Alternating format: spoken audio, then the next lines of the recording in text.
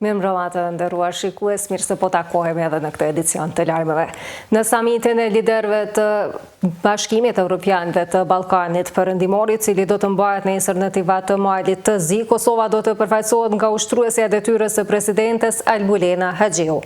Në njoftimin e presidencës thuhet se në këtë samit Haxhiu do të riafirmojë përkushtimin e vendit për integrim evropian, trajtim të drejtë dhe të barabartë në procesin e zgjerimit, si dhe bashkëpunim rajonal në funksion të paqes dhe stabilitetit.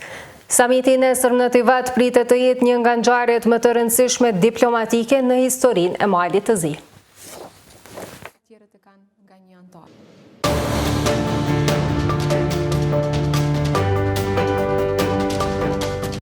Për shkaqe e sigurie, mbi 80 serb nuk janë lejuar të hyjnë në Mal të Zi në prag të samitit BE Ballkani Perëndimor që do të mbahet nesër në këtë shtet. Ndërta pati militant të partisë Aleksandar Vučićit dhe persona që janë përfshirë më parë në akte të dhunshme. Ish-ministri i jashtëm i Malit të Zi Miodrag Vlahović ka vlerësuar se Serbia i ka dërguar ata me synim që ta prishin samitin BE Ballkani Perëndimor. 87 serb me precedent penal e histori dhune në protestat në Serbi nuk janë lejuar të qëndrojnë në Mal të Zi për shkaqe sigurie. Të mërkurën një ditë para samitit BE Ballkani Perëndimor në Tivat, ata janë kthyer mbrapsht nga autoritetet malazeze me po të njëjtin aeroplan atë të kompanisë shtetërore Air Serbia. Si kundërpërgjigje, Serbia ka arrestuar 30 shtetas malazez në aeroportin e Beogradit dhe ua ka pamundsuar hyrjen shumë të tjerëve përmes pikave kufitare rrugore. Ish-ministri i jashtëm i Malit të Zi Miodrag Vlahović tha se presidenti i Serbisë është orkestrues i këtyre veprimeve armiqësore. Sipas tij, Aleksandar Vučići është në siklet në rrafshin e brendshëm dhe të jashtëm edhe po synon ta vjedhë shfaqjen. Kur e merr me qira fluturimin ekskluzivisht me këta lloj pasagerësh, që duken sikur nazist me tatuazhe e me njerëz që janë kriminal në regjistra, të gjithë pa dallim, atëherë është fluturimi qëllimshëm, nuk është rastësi. E dyta, lidhet më së shumti me samitin në mënyrë që ta bëjë pjesëmarrjen e Aleksandar Vučićit, çështjen kryesore qoftë në kontekstin negativ. Po ashtu Vlahović vlerësoi se dërgimi i mbi 80 personave të rrezikshëm në Mal të Zi në prag të samitit tregon mentalitetin e vjetruar serb që do dominim të rajonit dhe mban inat të fortë me sukseset e fqinjve. Sepse është sukses i madh, pavarësisht vështirësive dhe problemeve të brendshme dhe mungesës së kapaciteteve të qeverisë, është sukses i madh që samiti BE-s zhvillohet në vendin tonë. Shtesa tjetër është në përgjithësi qëndrimi i regjimit serb ndaj Malit të Zi, vazhdimësia e saj përpjekjes për destabilizim për ta mbajtur në krizë të vazhdueshme. Është diçka me të cilën jemi mësuar. Pas këtij skandali, Agjencitë të Sigurisë në Serbi e këshilluan Vučićin të mos udhtojë në Mal të Zi me arsyetimin se ka rrezik për jetën e tij, por ai ka mbërritur të ejnëte në Tivat. Paraprakisht ka kërkuar që të mos pritet nga shtetarët e Malit të Zi. Gjithsesi, e gjithë vëmendja në Tivat ishte për presidentin e Francës, vendit shtyllë të BE-s. Presidenti Emmanuel Macron shkroi në rrjetet sociale se po hap një kapitull të miqësisë dhe të ardhmes së evropiane me Malin e Zi. Unë besoj se Evropa duhet të jetë e bashkuar. Franca është këtu për t'ju mbështetur. Ndërkohë, Ministria e Punëve të Jashtme e Malit të Zi u ka kërkuar raporte autoriteteve serbe për arsyet e ndalimit dhe refuzimit të hyrjes në Serbi të shtetasve malazez. Kjo nuk është hera e parë që Serbia përgjigjet në këtë mënyrë pas sukseseve të shteteve fësinje. Serbia pati bërë edhe ndaj shtetasve të Kosovës më 2023, pasi Asamblea e Këshillit të Evropës bëri hapin e parë për pranimin e Kosovës në këtë institucion. Mali i Zi konsiderohet si vendi që ka bërë më së shumti hapa në rrugën drejt BE-s, duke mbyllur disa kapituj në negociatat e antarësimit.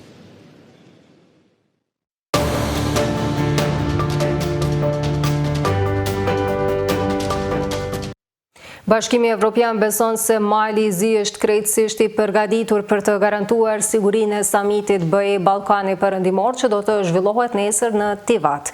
Në BE ka mbërthirje që të parandalohen pengesat, ndërkohë është konfirmuar se në samit nuk do të marrë pjesë përfaqësuesja e lartë për politikë të jashtme dhe siguri Kaja Kallas për shkaqe shëndetësore. Bashkimi Evropian beson se Mali Zi është plotësisht i përgatitur për të garantuar sigurinë e samitit BE Ballkani Perëndimor, që nesër zhvillohet në Tivat. Këtë e ka thënë edhe presidenti i Këshillit Evropian Antonio Costa, i cili pas një turneje nëpër vendet e rajonit, po ashtu ndodhet në këtë qytet bregdetar, ku së bashku me presidentin e Malit të Zi Jakov Milatović do të jetë bashkëkryesuesi i samitit. Kemi besim në autoritetet shtetërore të Malit të Zi se do të sigurojnë samitin dhe të gjithë pjesëmarrësit e tij. Kjo përfshin edhe presidentin e Serbisë Vučić, është përgjigjur Costa, kur në Beograd është pyetur për paralajmërimet se Vučić kinse nuk do të jetë i sigurt në Mal të Zi. Presidenti i Serbisë Vučić nga ana e tij ka thënë se ai do të shkojë në Tivat edhe pse atje do të thotë krejt çka mendon.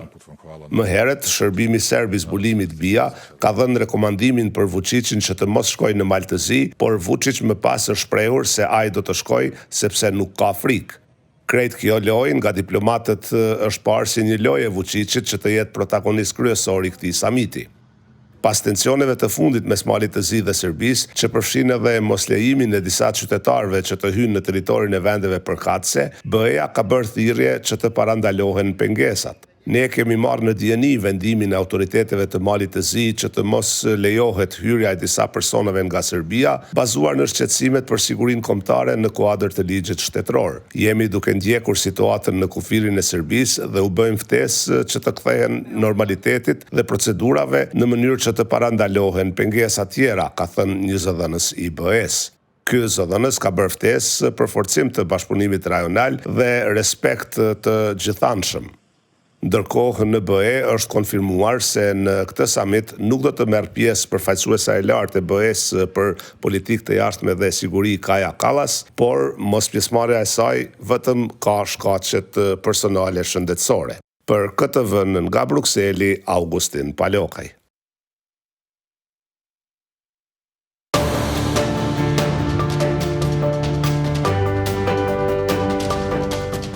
Në vazhdim i lëmë bllokun e lajmeve të tjera nga vendi dhe bota, si dhe me kronikën zgjedhore të përgatitur për sot nga Natë e Mirë. Unë pyeta i thash si quhet kënga, tha Paneli zgjedhor për ankesa dhe parashtresa është duke shqyrtuar 6 ankesa që lidhen me përfshirjen e fëmijëve në aktivitete të fushatës zgjedhore. Sipas të dhënave, këto ankesa që janë në shqyrtim janë paraqitur nga KDI-ja kundër AK-s, 3 ankesa ndaj lëvizjes Vetëvendosje, 1 ankesë ndaj LDK-s, si dhe 1 ankesë paraqitur nga Vetëvendosje kundër LDK-s. Ndërkohë për 2 raste të tjera PZAP-ja tashmë ka marrë vendime. Lëvizja Vetëvendosje është gjobitur me 5.100 euro për shkak të pjesëmarrjes së fëmijëve në fushatë zgjedhore për zgjedhjet e 7 qershorit. Siç ka bërë të ditur PZAP-ja, ankesa për këtë rast janë bërë nga Lidhja Demokratike e Kosovës dhe organizata jo qeveritare Instituti i Kosovës për Drejtësi. Por përfshirja e fëmijëve në aktivitete politike nuk ka munguar që nga fillimi i fushatës në të gjitha subjektet politike. Këto raste po konsiderohen shqetësuese nga organizatat që merren me mbrojtjen e të drejtave të fëmijëve. Drejtoresha e organizatës Child Proof Mevlu Demurtezi thotë se fëmijët po keqpërdoren për interesa politike dhe se ata duhet të jenë përfitues të politikave e jo pjesë e fushatave zgjedhore. Sipas saj, pasojat e ekspozimit të fëmijëve në aktivitete politike mund të jenë afatgjata. Protestat kundër investimeve të huaja në Zvërnec dhe Sazan kanë gjetur mbështetje edhe në Kosovë. Kolektivi për mendim dhe veprim feminist organizoi të njëjtën protest para ambasadës së Shqipërisë në Prishtinë, duke kërkuar mbrojtjen e tokave në Zvërnec dhe Sazan. Liridona Sjarina nga kjo organizatë tha se shqiptarët nuk kanë asnjë përfitim nga projekti pas të cilit ndër të tjera qëndron edhe dhëndri i presidentit amerikan Donald Trump, Jared Kushner. Protestuesi Shpend Venhari tha se qëllimi i protestës është mbrojtja e tokave shqiptare. Para se të largoheshin, protestuesit lanë letra me mesazhe të ndryshme para hyrjes së ambasadës së Shqipërisë. E protesta shumë masive janë duke u mbajtur në Shqipëri tash e 5 ditë. Skenat nga Zvërneci, ku pronarët e tokave dhe protestuesit tërhiqen zvarr, kanë bërritur deri te mediat më të fuqishme në botë. Por sipas kryeministrit të Shqipërisë Edi Rama, shumë çka nuk është e vërtetë. Në një intervistë për CNN, ai ka thënë se kundër Shqipërisë po zhvillohet luftë hibride. Reagime e vërejtje të shumta u dhanë në debatin e parë publik për plotësimin dhe ndryshimin e rregullores për taksa, tarifa dhe ngarkesa komunale, që parasheh vendosjen e një tarife për automjetet që hyjnë në kryeqytet, si dhe taksa të tjera për bizneset. Nisma e komunës së Prishtinës u kundërshtua nga përfaqësues të shoqërisë civile, opozita dhe profesionistë të fushave të ndryshme gjatë debatit publik. Avni Gashi, përfaqësuesi i shoqërisë civile, kërkoi tërheqjen e kësaj nisme duke vlerësuar se vendosja e taksave të reja në kushtet e inflacionit të lartë është e papranueshme. Asamblistja e Partisë Social-Demokrate në komunën e Prishtinës, Besa Shahini, u shpreh se taksa prej 10 eurosh për hyrje në kryeqytet nuk do të kalojë. E përfaqësuesi i Odës së avokatëve Besnik Berisha kundërshtoi vendosjen e taksës prej 1000 eurosh për avokatët. Përfaqësuesit e komunës thanë se do t'i shqyrtojnë vërejtjet e dhëna para se rregulloria të procedohet për miratim. Drejtori i ekonomisë Luftar Braha theksoi se taksa prej 10 eurosh është paraparë të vlejë vetëm për një zonë të caktuar të kryeqytetit. Kryetari Përparim Rama ka thënë se tarifa prej 10 eurosh nuk do të zbatohet nëse qeveria i zhbllokon fondet e Bergjit për ndërtimin e unazës së qytetit.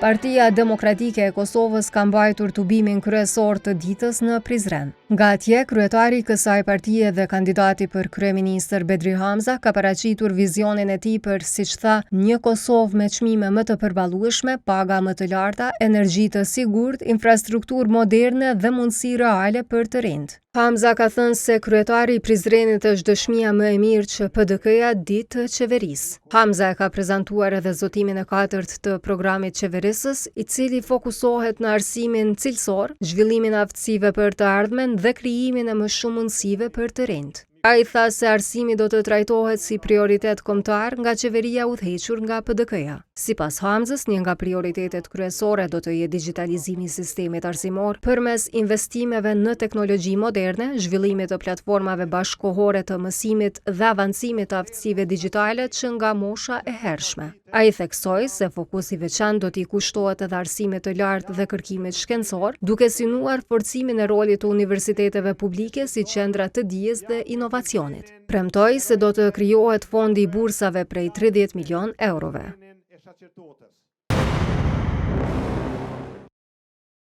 Kandidati për kryeministër nga Lidhja Demokratike e Kosovës, Lumer Abdigjiku, në tubimin elektoral në Vushtrri ka folur për orientimin strategjik të Kosovës, projektet energjetike dhe zhvillimore të vendit. Ai tha se Kosova duhet të përcaktojë qartë rrugën e saj strategjike, duke u rreshtuar pranë Shteteve të Bashkuara të Amerikës.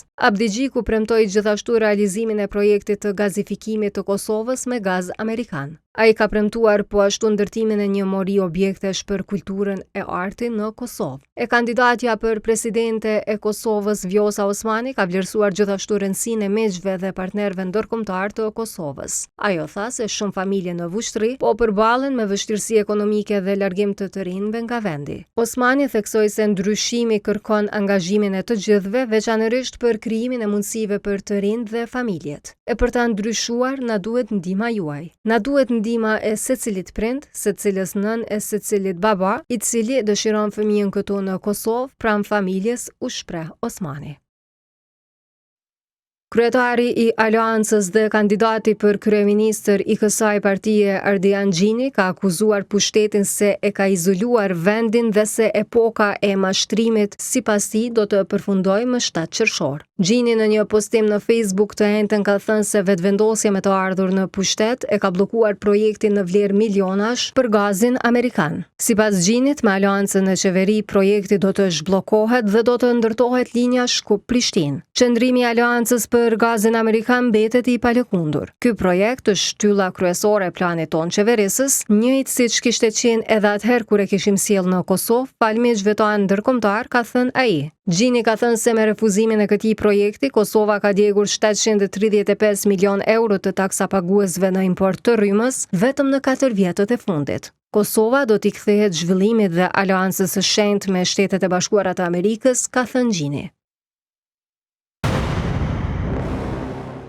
Kryetari i Partisë Social-Demokrate Dardan Molliçaj ka akuzuar bartësen e listës së LDK-s dhe kandidaten për presidente Vjosa Osmani se po punon vetëm për interesat të saj dhe se po i mashtron qytetarët. Në një video të publikuar të njëjtën, Molliçaj ka krahasuar deklaratat e Osmanit tash gjatë fushatës, kur ka thënë se e ka lutur Albin Kurtin që në zgjedhje të shkojnë vetëm pretendentët për president, e të mos preket 51% dhe qeveria, dhe deklaratën e para disa javëve, kur ka iniciuar ndryshimet kushtetuese në mënyrë që presidenti të zgjidhet direkt nga populli, e kur pati thënë se këtë po e bën për ata që do të zgjidhen pas 5 vjetëve e jo për vete. Krejt çka ka thënë Vjosa gjatë fushatës kundër Albin Kurtit ka qenë veç mashtrim dhe veç për interesat e saj për pozitën e presidentes. Kjo ka qenë gati me lënë Albinin me 51%, veç ai me ja mundësu me shku me u zgjedh presidenti drejt për drejt nga populli, pra nuk i ka interesuar qeveria, ka thënë Molliçaj.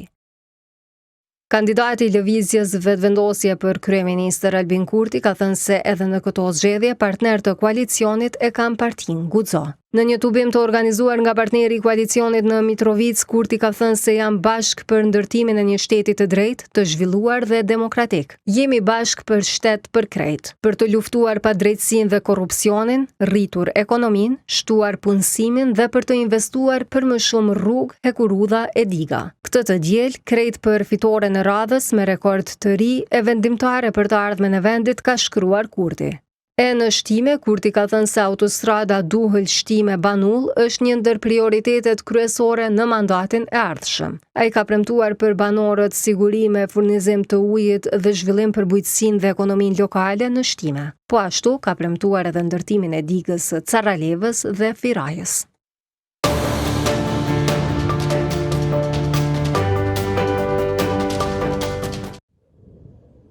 Pavarësisht armëpushimit të arritur mes Izraelit dhe Libanit me ndërmjetësimin e Shteteve të Bashkuara, ministri izraelit i mbrojtjes Israel Katz ka deklaruar se ushtria izraelite do të vazhdojë operacionet ushtarake në Libanin Jugor dhe nuk do të tërhiqet nga zonat që aktualisht kontrollon. Sipas tij, forcat izraelite do të mbeten në të ashtu quajturën zonë sigurie, duke vazhduar çmontimin e infrastrukturës së Hezbollahut dhe duke mos lejuar kthimin e banorëve në ato zona. Nga ana tjetër, grupi libanez Hezbollah ka refuzuar marrëveshjen e armëpushimit, duke insistuar në një tërheqje të plotë të forcave izraelite nga territori libanez. Lideri i grupit Naim Kasem ka deklaruar se kërkesa për largimin e luftëtarëve të Hezbollahut nga Libani Jugor është e papranueshme dhe ka paralajmëruar se rezistenca do të vazhdojë për sa kohë që Izraeli mban trupa në territorin e Libanit. Ndërkohë tensionet në terren vazhdojnë. Të paktën 4 persona janë vrarë nga sulmet e fundit izraelite, ndërsa një paqëruajtës i Kombeve të Bashkuara ka humbur jetën gjatë shkëmbimit të zjarrit.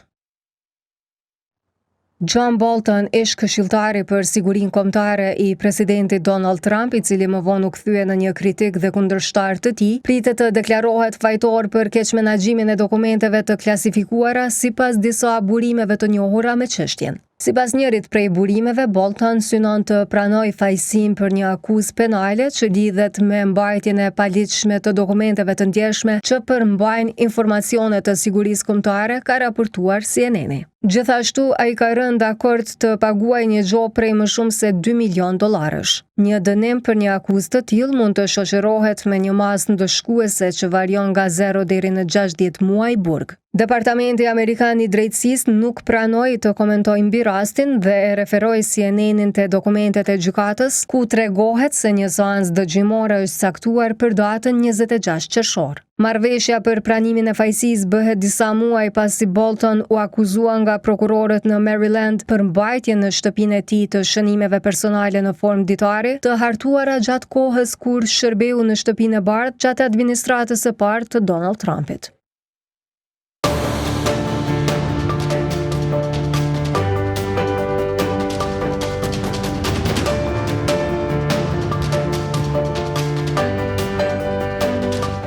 Të nderuar shikues, për më shumë video si kjo, regjistroni në kanalin e Koa Vizionit në YouTube.